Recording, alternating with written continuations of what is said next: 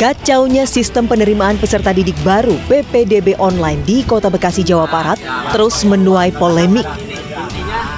Kelulusan siswa jenjang sekolah dasar yang mendaftar tidak sebanding dengan daya tampung SMP negeri di Kota Bekasi yang hanya sebesar 30,5%.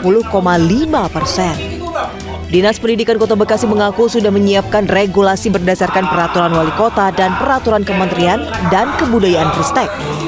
Namun sejumlah dugaan kecurangan tetap mencuat. Di antaranya dugaan data siswa mampu terdata menjadi siswa tidak mampu demi masuk ke sekolah favorit melalui jalur afirmasi. Pihak Dinas Pendidikan Kota Bekasi menyerahkan permasalahan tersebut ke pihak Dinas Sosial. Sistem PPDB online dinilai tidak berkeadilan bahkan melanggar konstitusi karena berdasarkan pasal 31 ayat 2 Undang-Undang Dasar 1945 dan pasal 34 ayat 2 Undang-Undang Sistem Pendidikan Nasional menyatakan pemerintah berkewajiban untuk memberikan jaminan dan kepastian semua anak Indonesia dapat akses pendidikan yang layak dan berkeadilan.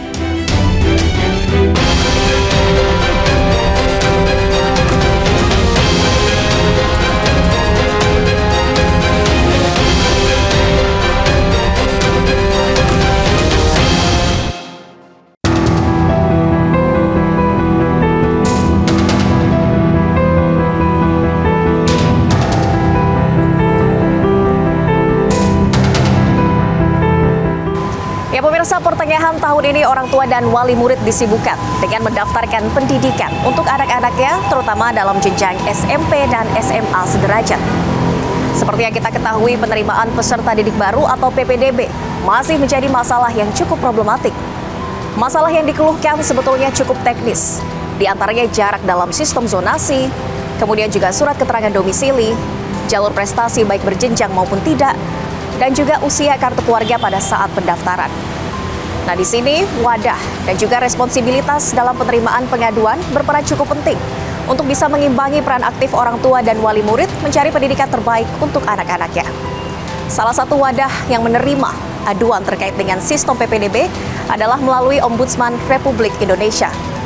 One on One episode kali ini, kami akan berbincang dengan anggota Ombudsman RI, Indraza Marzuki Rais.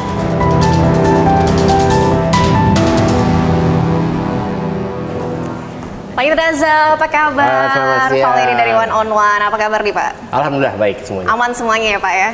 Ya dibilang aman ya enggak aman. Yang nggak aman kayaknya PPDB Pak. Gimana pengaduan dari masyarakat yang diterima Ombudsman RI? Tahun ini jelas makin lebih banyak laporannya dibanding tahun-tahun lalu. Oke. Karena memang kehebohan itu ternyata, ya itu dibilang kan, no viral no justice, memang makin viral sekarang masalah PPDB, dan itu mulai dari persiapan sampai pelaksanaan sekarang. Tahun ini lebih banyak dari tahun lalu. Datanya berapa pengaduan yang udah diterima Ombudsman? Yang jelas udah, kalau tahun lalu saja udah di 1.300, sepertinya tahun ini akan lebih karena laporan itu kita akan mengawasi mulai dari persiapan PPDB, pelaksanaan, sampai dengan nanti pasca. Nah, pasca ini orang-orang tidak memperhatikan bahwa masih ada masalah di situ. Sampai pasca nanti. Dan tahun lalu 1.300 artinya tahun ini akan lebih banyak angkanya. Ya, sampai sekarang saja seperti contoh di Sumatera Selatan kemarin, saya baru dari sana, itu udah kurang lebih 900 laporan sudah masuk di sana. Oke, terkait pengaduan ini, Pak Indraza, mungkin domisili mana sih yang paling banyak ditemukan masalah dari Ombudsman RI ini? Semua daerah. Semua daerah? Iya, dengan bermacam-macam ragam persoalan, karena memang tantangan PPDB di setiap daerah mempunyai kekhasan masing-masing. Misalnya terkait dengan sebaran sekolah atau juga demografi di daerah tersebut. Oke, kita mau bincang-bincang lebih banyak lagi Pak Indraza, tapi kayaknya lebih asik kalau kita bisa ngobrol di ruangan ya Pak ya? Oke, yuk. Langsung. 1 bulan sejak layanan aduan dan konsultasi terkait penerimaan peserta didik baru atau PPDB dibuka, setidaknya sudah ada ratusan aduan dan konsultasi yang masuk kepada Ombudsman RI. Aduan dan konsultasi ini didominasi terkait penerimaan jalur prestasi dan masalah zonasi. Layanan aduan dan konsultasi terkait penerimaan peserta didik baru atau PPDB tahun ajaran 2024-2025 di Ombudsman masih dibuka. Pelayanan ini tidak hanya dilakukan secara online, namun juga secara offline. Saat ini pihak Ombudsman tengah berkoordinasi dengan pihak Dinas Pendidikan. untuk memberikan tindak lanjut terhadap laporan yang sudah masuk dan mengupayakan skema-skema penyelesaiannya. Selain membuka layanan online dan juga offline, sebelumnya Ombudsman juga membuka layanan Ombudsman on the spot atau datang langsung ke beberapa sekolah untuk memberikan layanan publik secara maksimal. Oke Pak Indraza, ini tahun ini Ombudsman artinya lebih banyak menerima aduan terkait PPDB. Sebetulnya apa saja keluhan-keluhan yang diterima? Nah, kalau berbicara masalah keluhan sebenarnya banyak, mulai dari persiapan, pelaksanaan yang sekarang kita sedang jalankan, dan pasca. Nah, masyarakat kadang-kadang tidak mengetahui, maka hanya mengetahui saat pelaksanaan. Jadi kalau bagusnya kalau kita bahas mulai dari satu-satu, mulai dari persiapan. Nah, kalau berbicara persiapan, Kemendikbudristek sudah menyiapkan aturan payung, yaitu Permendikbud nomor 1 tahun 2021, dan juga diperkuat dengan keputusan Sekjen Kemendikbud nomor 47 tahun 2003 mengenai teknis pelaksanaan PPDB. Nah, yang menjadi masalah adalah apa? Di sini adalah masalah kekeliruan dan kecurangan di pelaksanaan, di mana ketika aturan tersebut dibuat juklak dan juknis di daerah, itu suka diimplementasikan dengan berbagai interpretasi masing-masing dinas. Hal itulah yang membuat menjadi kisruh. Contoh mengenai bagaimana persiapan jalur-jalur, mulai dari zonasi, afirmasi, lalu mutasi dan prestasi. Ini jadi masalah. Kenapa?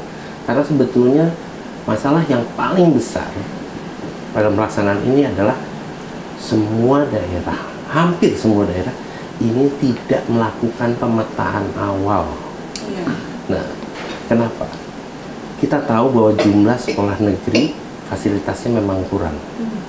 Nah, dengan kekurangan itu seharusnya pemerintah daerah sebagai pelaksana di lapangan, mulai dari provinsi, kota, kabupaten, itu juga sudah menyiapkan data sebaran calon peserta didik. Jadi di mana saja calon peserta didik, lalu bagaimana tingkat ekonominya, lalu dibandingkan dengan rata-rata sekolah. Sehingga satu, terkait dengan jalur zonasi, dinas itu bukan mengukur jarak dari sekolah ke rumah tinggal, tapi seharusnya membagi zona. Nah, yang sudah bisa membagi zona itu contohnya di DKI. Berarti jarak ini nggak efektif gitu ya Pak? Sebetulnya bukan jarak, malah zonasi itu namanya zona. Jadi membagi zona. Jadi ketika mereka sudah terlihat sebarannya, maka dibagilah zona-zonanya, sehingga ada kesempatan yang adil pada setiap zona untuk mempunyai kesempatan. Dan itulah yang sebetulnya kalau dilaksanakan akan mengurangi masyarakat melakukan kecurangan, pemalsuan atau pemindah domisilian kakak. Nah, ini yang sering banyak ditemukan. Ini yang paling banyak sekarang. Tapi kualifikasinya nanti zona itu kan dibagi juga per jaraknya dari sekolah. Malah dilihat pertama kali kalau dilihat di peraturannya adalah masalah umur anak. Yang lebih tua didahulukan. Nah, itu dia. Lalu juga kita melihat juga masalah tingkat ekonomi. Nah, itu dia. Nah, balik lagi, ketika zona itu tidak pernah dipetakan, maka akhirnya yang dipakai adalah cara ringkas, mengukur jarak dari sekolah ke titik tempat tinggal si siswa. Dan itulah yang ditemukan. Termasuk saya juga pada tahun lalu keliling beberapa banyak daerah, memang terlihat banget kecurangan ya, mulai dari kecurangan memindahkan orang di titip kakak, gitu. Ya. Contoh di Jogja, kami tahun lalu menemukan dalam satu kakak ada 15 anak. Padahal nggak mungkin. Ya saya bilang, apakah ada orang yang melahirkan kembar 15 gitu ya? Atau itu kan memang mengerikan juga kan? Dan semua seharusnya family lain. Itu. Lalu juga yang kami lihat juga pemalsuan. Barcode itu dipalsukan karena apa yang diupload itu adalah cuman hasil scan. Oh, ini bisa ada potensi untuk diedit gitu secara digital ya Pak? Iya, lalu ketika nanti melakukan verifikasi atau validasi data, itu semuanya sekedar checklist. Sehingga itu terjadi kecurangan. Itu untuk jalur zonasi. Lalu untuk jalur afirmasi ternyata sosialisasi dari pihak penyelenggara, yaitu dinas dan sekolah, itu masih kurang. Sehingga orang-orang yang hanya akan melakukan pendaftaran melalui jalur afirmasi, itu kadang-kadang masyarakat terlambat untuk menyiapkan dokumen-dokumen, misalnya dokumen PIP, ya PIP. Lalu juga yang ada beberapa daerah kami temukan menganggap bahwa afirmasi hanya orang yang kurang beruntung dalam ekonomi, padahal juga harus melibatkan untuk anak-anak yang mengalami disabilitas. Nah, ini juga banyak juga di daerah yang memang tidak memahami. Nah, ini dia, apakah ini kekeliruan atau kesengajaan, itu kita kembalikan lagi. Lalu jalur prestasi. Nah, jalur prestasi ini lebih unik lagi. Kenapa? Satu, untuk jalur prestasi akademik, itu kalau dilihat pelaksanaan 5 hari, hari pertama dan hari kedua itu pasti sepi. Iya. Pada hari ketiga, 4, 5, itu pasti akan ramai. Kenapa? Karena disitulah mereka melihat dulu passing grade atau nilai terendah berapa. Lalu sekolah asal itu melakukan cuci raport, istilah kami. Mengganti semua nilai-nilai muridnya sehingga besar, sehingga bisa masuk. Itu juga bukan hanya sekedar untuk memastikan anak-anaknya masuk, tapi gengsi sekolah asal yang kadang sekolah asal ini akan banyak memasukkan anak-anak ke sekolah negeri. Artinya sekolahnya juga berkontribusi terhadap kecurangan. Iya, betul. Nah, di situ. Lalu yang jalur prestasi non akademik ini juga yang kami temukan di beberapa daerah. Non akademik itu kan harusnya perlombaan yang kurang lebih 6 bulan atau 1 tahun maksimal sebelum pendaftaran. Nah, ini di era digital ini sekarang banyak sekali kan, gampang untuk mencetak sertifikat kejuaraan. Betul. Nah, apakah sekarang balik lagi panitia melakukan verifikasi dan validasi dengan induk olahraga atau dengan dinas kebudayaan? Tidak. Karena sertifikat gampang sekali dicetak secara manual, iya. Gitu ya Pak? Iya, contoh yang saya lihat, yang kemarin saya baru minggu lalu, baru kemarin malah sebetulnya saya ke Sumatera Selatan, di situ ada anak yang mempunyai sertifikat juara silat sampai 6. Bayangin kalau nilainya 200, maka dia dapat 1.200. Tapi satu jurus pun ternyata anaknya nggak bisa. Karena itu diminta untuk dipraktekkan. Iya, ketika diuji emang nggak bisa. Nah, lalu yang lebih lagi, yang mengerikannya adalah prestasi itu menjadi ajang untuk siswa titipan. Kenapa? Karena disitulah ketika itu mereka yang memasukkan nilai dan tidak pernah terbuka hasil prestasi diumumkan anak ini skornya sekian. Tidak. Nggak transparan ya Pak? Tidak transparan. Disitulah permainan panitia dan orang-orang tua yang bisa menyogok. Titipan ini maksudnya apa, dari orang yang berkuasa kah? Betul. Antara lain orang kuasa. Jangankan begitu, induk olahraga juga cabang itu kadang-kadang menitipkan juga. Itu yang itu. Lalu ya memang itulah jalur-jalur yang mengerikan. Nah, jalur pindah orang tua atau mutasi. Ini juga kendala. Kenapa? Pertanyaannya, surat mutasi itu gampang dibuat. Iya. Nah, itu kan. Lalu yang kedua adalah ada beberapa yang tidak memahami surat mutasi itu maksimal 3 tahun dan anak yang akan masuk ke itu harusnya di tahun berjalan. Ini tidak. Ada beberapa orang tua yang memaksakan dengan memakai surat 3 tahun. Sebetulnya anaknya 3 tahun yang lalu sudah masuk ke kota itu dan sekolah di kota itu. Lalu mereka memakai jalur itu. Nah, itu jadi. Dan kecurangannya juga ada yang kesengajaan mungkin di beberapa adalah memperlebar kuota. Contoh afirmasi.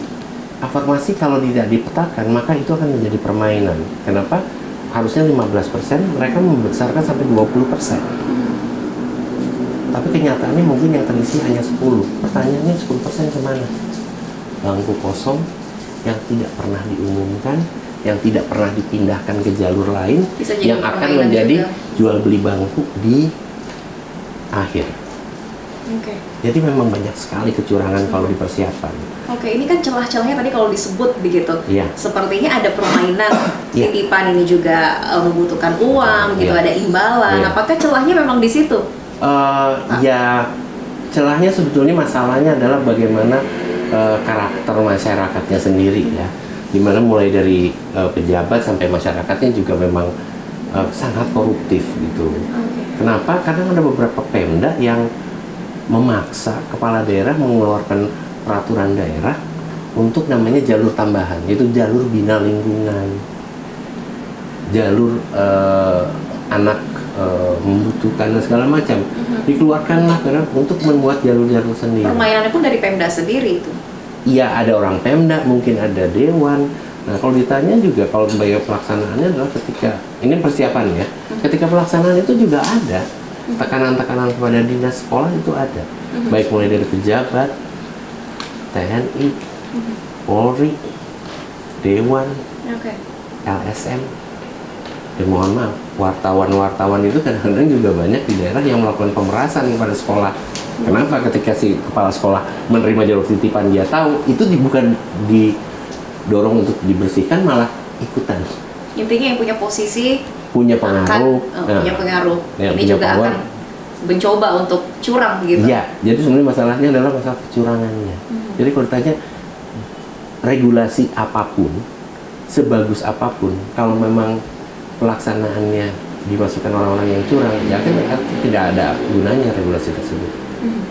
Oke, kita masih akan bahas pemirsa regulasinya seperti apa yang bisa meminimalisir potensi kecurangan di PPDB tahun ini bersama Pak Indraza dari Ombudsman RI. Tetaplah di One on One.